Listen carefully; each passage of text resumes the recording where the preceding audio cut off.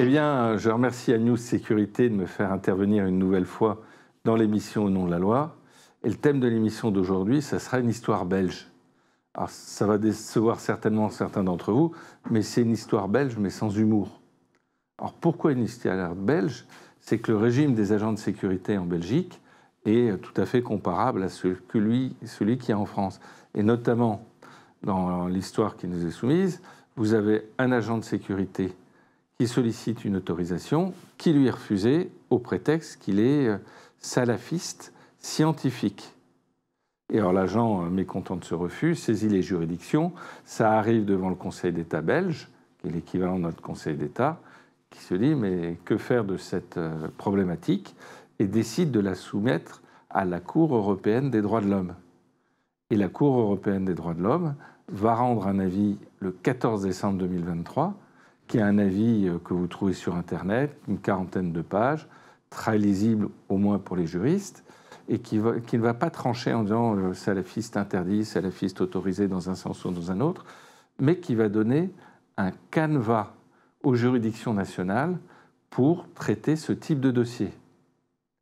Et deux principes vont être, si on peut résumer, analysés. C'est d'abord le risque, et puis deuxièmement la proportionnalité.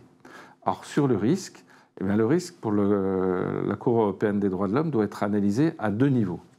Premier niveau, c'est au niveau de l'individu. Et est-ce qu'il est soumis à une doctrine qui serait contraire à nos principes démocratiques? Est-ce qu'il a eu un passé, etc. Et puis deuxièmement, vous avez une analyse de la doctrine qui est également faite pour savoir si elle est contraire à nos valeurs démocratiques et si elle peut entraîner un risque pour l'ensemble de la société. Et le risque lui-même est analysé au filtre de plusieurs éléments. Est-ce qu'il est imminent? Est-ce qu'il est certain?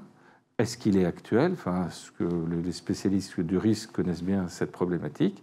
Donc les juridictions nationales doivent regarder ce point. Et le dernier point, c'est un principe classique en droit européen, c'est le principe de droit de proportionnalité. Et en termes de ce principe, est-ce que l'interdiction d'exercer est bien proportionnelle au but poursuivi? À mon sens, oui, mais ça sera aux juridictions belges d'en apprécier quand l'affaire reviendra devant elles, sans doute dans quelques mois. Mais cette décision, je la recommande à lire et à examiner attentivement.